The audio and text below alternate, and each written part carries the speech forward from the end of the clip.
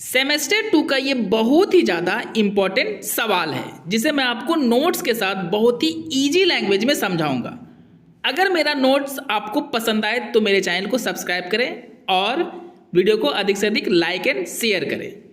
Question है दोस्तों, discuss epic convention in the Iliad. Iliad से जुड़ा कोई भी क्वेश्चन हो दोस्तों, जैसे 2-3 क्वेश्चन हो सकते हैं। पहला क्वेश्चन तो आप देख ही रहे हैं। दूसरा क्वेश्चन हो सकता है कि इलियाड का थीम लिखने बोलेगा, यानी right the theme of Iliad, या फिर क्रिटिसाइज द इलियाड एपिक। तो कोई भी क्वेश्चन हो, आपको आंसर हूबहू यही लिखना है, आपको पूरा मार्क्स जरूर मिलेगा दोस्तों। हाँ, अगर इलियाड से जुड़े कैरेक्टर्स को कैरेक्टर स्केच करने बोले तो उसका आंसर अलग होगा। तो दोस्तों आंसर को हम लोग कुछ इस प्रकार लिखेंगे। Homer was the greatest ancient Greek author as well as epic poet. Homer Greek के सबसे प्राचीन और सबसे महान लेखक थे, साथ ही साथ वो सबसे महान एपिक पोएट भी थे। He belong to the 8th century BC। Homer 8वीं ईसा पूर्व से संबंध रखते थे। He wrote 2 great books whose name is the Iliad and the Odyssey. उन्होंने 2 महान पुस्तकें लिखी जिसका नाम पहला है इलियाड और दूसरा है the Odyssey. These 2 books are known as the greatest epic poems. इन 2 बुक्स को जाना जाता है सबसे महान एपिक यानी महाकाव्य पोएम के रूप में। Without reading the books of Homer, Homer के बुक को बिना पढ़े Greeks and Romans didn't understand themselves educated. चाहे वो ग्रीक्स हो या रोमन्स हो, खुद को पढ़ा लिखा नहीं मानते थे। इट इज बिलीव्ड दैट, विश्वास किया जाता है कि होमर वाज ब्लाइंड, होमर अंधे थे। And so he is known as the blind bard, और इसलिए उन्हें अंधा कवि के रूप में भी जाना जाता है। बिकॉज, क्योंकि there is no any certain date about Homer, क्योंकि कोई निश्चित तारीख उनके जन्म या मृत्यु का है ही नहीं होमर के बारे में। सो इट इज बिलीव्ड, सो इसलिए ऐसा विश्वास किया जाता है दैट की he started writing book in about 8 और 9 सेंचुरी BC। उन्होंने 8वीं या 9वीं शताब्दी ईसा पूर्व से बुक लिखना शुरू किया था। दोस्तों लेखक परिचय इतना काफी है। इसके बाद हम लोग कैरेक्टर्स के बारे में जानते हैं, जिससे कहानी को समझने में काफी आसानी होगी। दोस्तों चैप्टर इलियाड में जो ट्रोजन वार के बारे में दिखाया गया है, उसमें 2 देश के सैनिक लड़ रहे हैं, एक है ग्रीक और दूसरा है ट्रॉय। तो पहले इंपॉर्टेंट ग्रीक कैरेक्टर्स को देख लेते हैं। पहला कैरेक्टर है हेलन। ये सबसे सुंदर महिला है उस समय की और मेनेलस की पत्नी है। दूसरा है Menelaus the king of Sparta, Sparta देश का ये राजा है। तीसरा है दोस्तों एखिलिस। ये ग्रीक आर्मी का सबसे महान योद्धा था और ये प्रोटैगनिस्ट भी है दोस्तों। चैप्टर इलियाड में एखिलिस का बहुत ज़्यादा वर्णन मिलता है। नेक्स्ट है पेट्रोकलस, ये एखिलिस का फ्रेंड होता है। नेक्स्ट है दोस्तों थेटिस द गॉडेज ऑफ सी। ये समुद्र की देवी है एंड एखिलिस की माँ है, लेकिन बायोलॉजिकल माँ नहीं है दोस्तों। नेक्स्ट है Agamemnon the head of Greek army. Next है Calchas a predictor of Greek army. ये ग्रीक आर्मी का भविष्य बताने वाला एक व्यक्ति है। और है दोस्तों Odysseus the king of Ithaca and great warrior. मतलब एखिलिस के बाद अगर सबसे महान योद्धा था तो वो ओडिसस ही है दोस्तों। इन सभी कैरेक्टर के बावजूद कुछ और भी कैरेक्टर्स हैं, लेकिन वो उतना महत्वपूर्ण नहीं है, लेकिन फिर भी कहानी में मैं उसे डिस्कस कर दूंगा। अब हम लोग ट्रॉय के आर्मी के मेन कैरेक्टर को देखते हैं दोस्तों। तो पहला कैरेक्टर है Priam the king of Troy. Next है हेक्यूबा, वो Priam the son of the king Priam and the army commander of Troy. ये प्रियम का पुत्र है। वैसे प्रियम को 3 बेटे हैं दोस्तों, और जो हेक्टर है सबसे ताकतवर बेटा होता है और इसलिए ये अपने आर्मी का कमांडर है। नेक्स्ट है दोस्तों पेरिस, ये भी प्रियम का बेटा होता है और इसी के कारण यानी पेरिस के कारण ही ये ट्रोजन वार होता है। नेक्स्ट है डेफोबस, ये प्रियम किंग का सबसे छोटा बेटा होता है और इसका कोई खास रोल नहीं होता है। नेक्स्ट है क्राइसिस एंड ब्राइसिस, ये क्राइस सिटी से बिलोंग करती है और क्राइस के पापा का नाम क्राइसिस था, जो गॉड अपोलो के पुजारी थे। इतना कैरेक्टर्स को समझने के बाद दोस्तों अब आपको कहानी का नोट्स समझने में बहुत ही आसानी होगा। तो चलिए स्टार्ट करते हैं। दोस्तों आपको कैरेक्टर्स को नोट्स में नहीं लिखना है, वो तो बस आपको समझाने के लिए मैंने उसको डिस्कस किया था। ऑथर के बारे में लिखने के बाद आपको पैराग्राफ चेंज करके लिखना है। Paris goes to Greece to visit. Paris कौन है दोस्तों? ट्रोय का प्रिंस है। वो ग्रीस यानी ग्रीक देश घूमने जाता है। ओवर देयर वहां पर he sees the wife of Menelaus named Helen.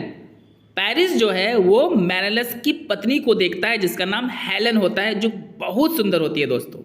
Both दोनों यानी हेलन और पेरिस दोनों fall in love with each other at the first sight. एक ही नज़र में दोनों एक दूसरे से प्यार करने लगते हैं। और वो दोनों कौन थे दोस्तों? पेरिस और Helen. Paris abducts her. Paris Helen का अपहरण कर लेता है and brings her to his state Troy, और अपना राज्य ट्रोय लेकर आ जाता है। एंड बिकॉज और क्योंकि they both love each other so they marry, और क्योंकि दोनों एक दूसरे को चाहते हैं यानी प्यार करते हैं तो दोनों शादी भी कर लेते हैं।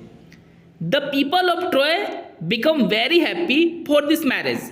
इस शादी से ट्रोय की जो जनता होती है दोस्तों बहुत खुश होती है। And the king of Troy Priam as well, और जो ट्रोय का राजा था प्रियम, यानी प्रियम कौन था दोस्तों? पेरिस का पापा, वो भी बहुत खुश होता है। Soon the news of Helen's abduction spreads all over the Greece. जल्द ही हेलन के अपहरण का खबर पूरे ग्रीस में फैल जाता है।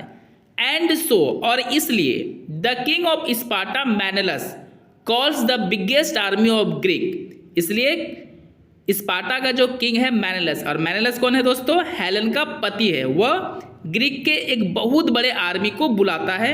And also his warrior brother Agamemnon to attack Troy state. अपने जो योद्धा भाई था एगामेम्नन, उसे भी बुलाता है ताकि ट्रोय राज्य पे आक्रमण कर सके। In the army of Greek, Greek के आर्मी में there were many great warriors like Achilles, Odyssey, Agamemnon, but Achilles was the greatest warrior among all of them. Greek के आर्मी में बहुत सारे महान महान योद्धा थे, जैसे एखिलीस, ओडिसी, एगामेम्नन, लेकिन एखिलीस उन सभी योद्धाओं में सबसे महान योद्धा था दोस्तों। And the central character of this epic Iliad, और इस एपिक इलियाड चैप्टर का ये सबसे मुख्य कैरेक्टर भी है दोस्तों। Ajax was the second great warrior after Achilles in the Greek army. Greek army में एखिलीस के बाद अगर कोई महान योद्धा था तो वो एजेक्स था। The Greek army cross the sea with about 1000 ships to do war against Troy to get their pride back and Helen. Greek army 1000 समुद्री जहाज़ों के साथ समुद्र को पार करते हैं ट्रोय के खिलाफ युद्ध करने के लिए, ताकि वे अपना गौरव और हेलन को फिर से प्राप्त कर सके। The wall of Troy was very strong. Troy की दीवार बहुत मजबूत थी। And it could not be broken any how, और इसे किसी भी तरीके से तोड़ा नहीं जा सकता था। So the Greek army make their tent outside the wall. इसलिए ग्रीक आर्मी जब उस वॉल को तोड़ नहीं सके तो दीवार के बाहर ही अपना टेंट लगा लेते हैं। The war continues for 10 years। जो युद्ध था दोस्तों वो लगातार 10 वर्षों तक चलता है। The Greek army was fighting not only Troy but also the state near the Troy state. Greek की जो आर्मी थी वो केवल ट्रोय से ही युद्ध नहीं कर रही थी, लेकिन ट्रोय के आसपास जितने राज्य थे उनसे भी ये युद्ध कर रही थी। The Greek win Chryse city. Troy से ही सटी हुई एक क्रायस सिटी थी, उसे ग्रीक आर्मी ने जीत लिया। एंड और bring 2 beautiful girls named crisis and ब्राइसिस। और क्राइस सिटी को जीतने के बाद वहाँ से 2 सुंदर लड़की को अपने पास लेते हैं। एक का नाम क्राइसिस था और दूसरे का नाम ब्राइसिस था। एज ए गिफ्ट, उपहार के स्वरूप एगामेम्नन कीप्स क्राइसिस। एगामेम्नन ने अपने पास क्राइसिस को रख लिया। एंड एखिलीस कीप्स ब्राइसिस, और एखिलीस उपहार स्वरूप अपने पास ब्राइसिस को रख लेता है। दोस्तों इतना लिखने के बाद आपको पैराग्राफ चेंज कर लेना है। The father of Chryses comes to Agamemnon to bring his daughter back. Chryses के फादर एगामेम्नन के पास आते हैं ताकि वो अपने बेटी को वापस ले जा सके। बट लेकिन Agamemnon refuses to return. Agamemnon साफ इनकार कर देता है वापस देने के लिए। And he also insult him. यहाँ तक कि दोस्तों एगामेम्नन क्राइसिस के फादर का इंसल्ट यानी अपमान भी कर देता है। So the father of Chryses, जिनका नाम क्राइसिस था, prays to god Apollo to help. वे अपोलो जो सूर्य देवता थे उनसे मदद के लिए प्रार्थना करता है। God Apollo spreads the disease plague upon the army of Greek. God Apollo उनकी प्रार्थना से खुश होकर प्लेग नामक बीमारी फैला देते हैं ग्रीक के आर्मी के ऊपर। एंड सो, और इसलिए मेनी सोल्जर्स आर डाइड, बहुत सारे ग्रीक के सोल्जर मारे जाते हैं। After 10 days of this disease, इस बीमारी के 10 दिनों के बाद एक्लिस कॉल्स द प्रेडिक्टर, जिसका नाम क्लेचेस था। एक्लिस एक भविष्य करने वाले को बुलाता है जिसका नाम क्लेचेस है।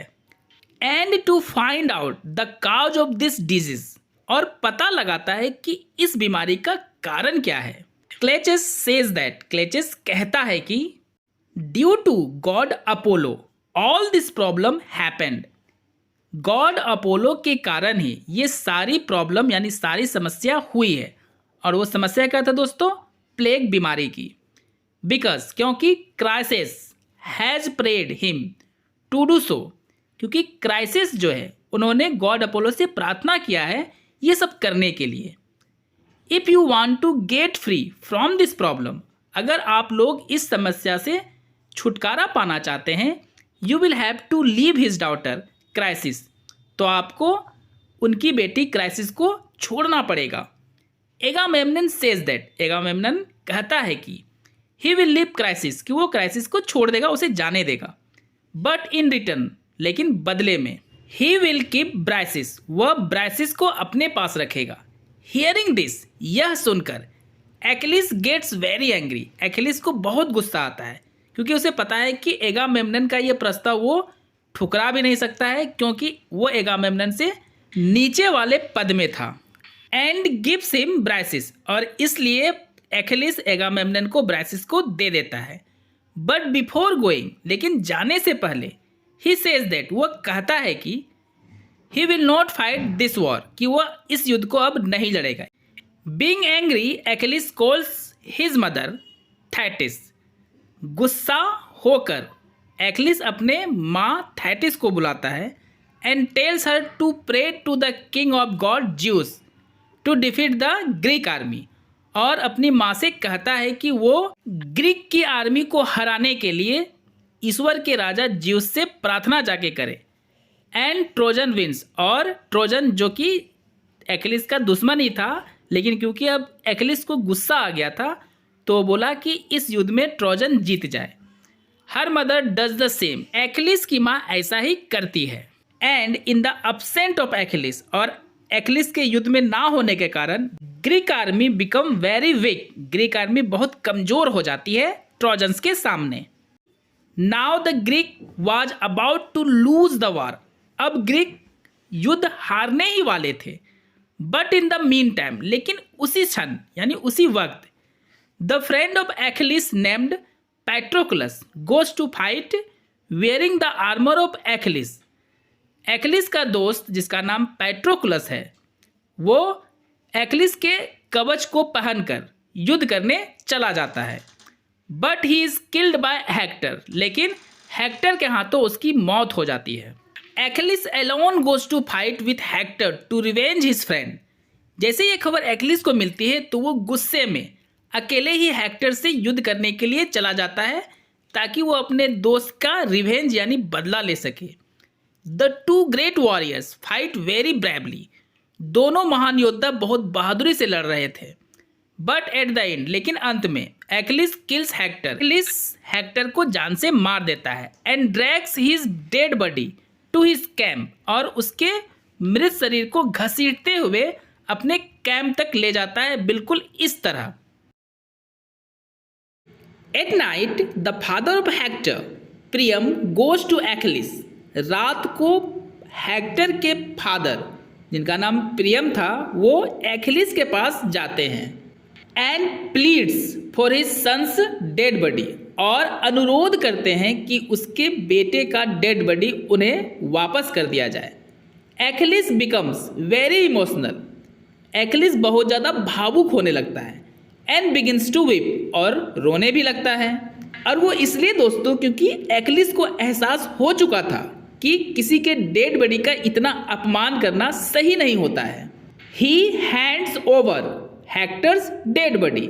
एक्लिस प्रियम को हेक्टर की डेड बॉडी दे देता है। Priam mourns till 9 days for Hector's death. Priam जो थे वो अपने बेटे की मौत के लिए 9 दिनों तक शोक मनाते हैं। And then he burns his dead body with royal way, और फिर अपने पुत्र हेक्टर के डेड बॉडी को राजसी सम्मान के साथ जला देते हैं। And give him respect as the great warrior, और उसे सम्मान देते हैं एक महान योद्धा के रूप में। After 10 years fight Greek make a plan to win the war. 10 साल के युद्ध के बाद ग्रीक एक योजना बनाता है युद्ध जीतने के लिए। They make a very big wooden Trojan horse. वे लोग एक बहुत बड़ा लकड़ी का ट्रोजन घोड़ा बनाते हैं।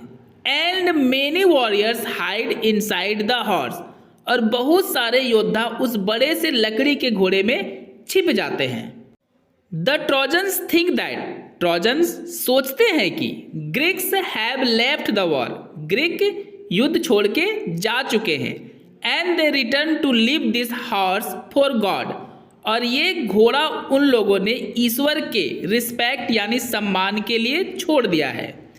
The people of Troy bring the horse inside the fort. Troy के लोग उस घोड़े को अपने किले के अंदर लेके आ जाते हैं। एट नाइट, रात में, all warriors come out from the horse. सारे योद्धा जो घोड़े के अंदर छिपे हुए थे बाहर आ जाते हैं। And suddenly attack the Troy army and people, और अचानक आक्रमण कर देते हैं ट्रॉय के आर्मी पे और वहाँ के लोगों पे। वेरी सुन, बहुत जल्द ही, Greeks warriors win the match. Greek के योद्धा युद्ध जीत लेते हैं। But in this war many great warriors are died. लेकिन इस युद्ध में बहुत सारे महान योद्धा मारे जाते हैं। लाइक जैसे Achilles is killed by Paris. Achilles की मौत पेरिस के हाथों हो जाती है। And Paris is killed by Agamemnon, और एगामेम्नन के हाथों पेरिस मारा जाता है। Deiphobus is killed by Menelaus, और डिफोबस जो पेरिस का छोटा भाई था वो मेनलस यानी हेलन का जो पति था उसके हाथों मारा जाता है। Now Helen again accepts Menelaus as her husband. अब हेलन के पास तो कोई चारा रहा नहीं दोस्तों, तो वो मेनलस को फिर से अपना पति एक्सेप्ट कर लेती है, और मेनलस भी हेलन के गलतियों को माफ कर देता है। And return Greek with him, और हेलन के साथ मेनलस वापस चला जाता है। दोस्तों अगर मेरा नोट्स आपके लिए हेल्पफुल हुआ हो तो यार कमेंट करें और वीडियो को लाइक शेयर एंड सब्सक्राइब जरूर करें। देख रहे हैं कि कितना मेहनत लगता है नोट्स को तैयार करने में। आप आते हैं, देखते हैं और चले जाते हैं। दोस्तों आपको इन द कंक्लूजन जरूर लिखना चाहिए ताकि आपको फुल में फुल मार्क्स मिल सके। वो इस प्रकार लिखेंगे, इन द कंक्लूजन यानी संक्षेप में, वी नोटिस दैट, हम लोग देखते हैं कि the epic poem Iliad is full of interest.